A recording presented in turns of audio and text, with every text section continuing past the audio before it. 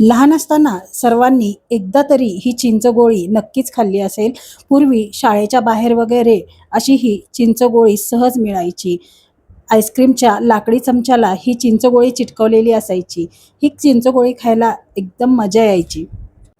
नमस्कार, स्वागत आहे तुमचं स्वीट अँड स्पायसी किचनमध्ये. आज आपण चिंचगोळी तयार करणार आहोत. चिंचगोळी तयार करण्यासाठी इथे मी अर्धा कप चिंच साफ करून घेतली आहे. याला ज्या बारीक-सारीक काड्या असतात त्या पूर्णपणे काढायच्या आहेत. यातील बी काढून घ्यायचं आहे.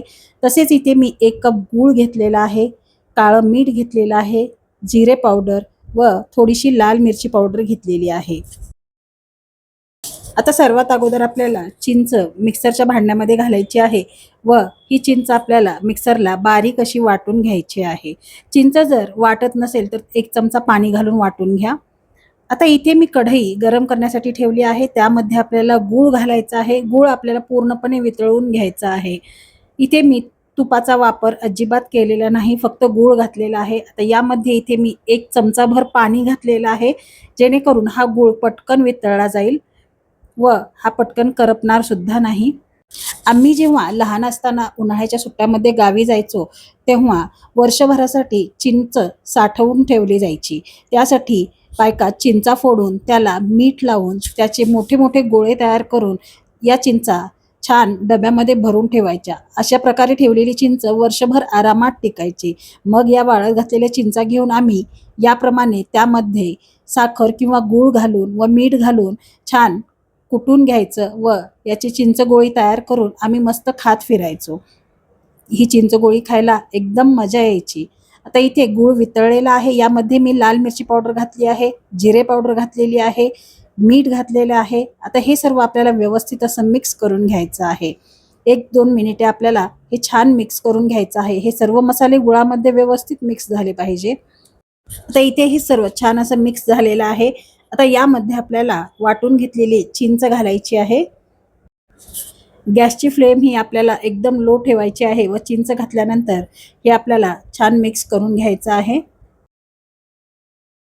आता हे मिक्स करत करत आपल्याला 1 ते 2 मिनिटे हे शिजवून घ्यायचं आहे, जेणेकरून गूळ व चिंच व्यवस्थित मिक्स होईल.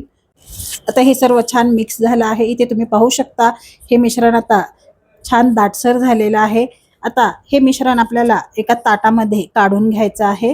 आता हे सर्व मिश्रण मी एका ताटामध्ये काढून घेते. हे आपल्याला थंड करून घ्यायचं आहे व नंतरच आपल्याला याची चिंचगोळी तयार करायची आहे. याच्यामध्ये गूळ असल्यामुळे हे मिश्रण आता तुम्हाला पातळ दिसत असेल, परंतु थंड झाल्यानंतर हे मिश्रण एकदम घट्ट असं बनून तयार होतं. आता इथे मी हे मिश्रण थंड करून घेतलेलं आहे. तसेच इथे मी प्लेटमध्ये थोडी पिठी साखर घेतली आहे. आता यातील आपल्याला थोडंसं मिश्रण घ्यायचं आहे व याची हातावरती याप्रमाणे गोळी तयार करून घ्यायची आहे.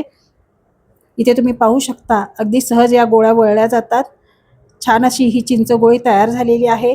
आता ही चिंचगोळी आपल्याला याप्रमाणे पिठी साखरेमध्ये पूर्णपणे घोळवून घ्यायची आहे. याच्यामुळे काय होतं, ही चिंचगोळी एकमेकांना चिकटत नाही व याचा फ्लेवर सुद्धा खूप छान लागतो. याचप्रमाणे आपण सर्व चिंचगोळ्या तयार करू. आता इथे मी सर्व चिंचगोळ्या तयार करून घेतलेल्या आहेत. या चिंचगोळ्या अगदी 1-2 महिने सुद्धा आरामात टिकतात. अगदी लहानांपासून मोठ्यांपर्यंत आवडीने खातील अशी ही चिंचगोळी बनवून तयार होते व ही चिंचगोळी जिभेला एकदम भन्नाट अशी चव देते. तर अशा प्रकारे आपली ही चिंचगोळीची रेसिपी बनवून तयार झालेली आहे. ही चिंचगोळीची रेसिपी तुम्ही नक्की ट्राय करा. तुम्हाला सुद्धा खूप आवडेल. तुम्ही जर माझ्या चॅनलवरती नवीन असाल तर माझ्या चॅनलला सबस्क्राईब नक्की करा. रेसिपी आवडल्यास रेसिपीला लाईक करा, शेअर करा व बेल आयकॉन क्लिक करा. वेळात वेळ काढून तुम्ही माझी रेसिपी पाहिल्याबद्दल खूप खूप धन्यवाद. चला तर मग आपण भेटूया पुन्हा अशाच एका नवीन रेसिपी व्हिडिओमध्ये. तोपर्यंत धन्यवाद.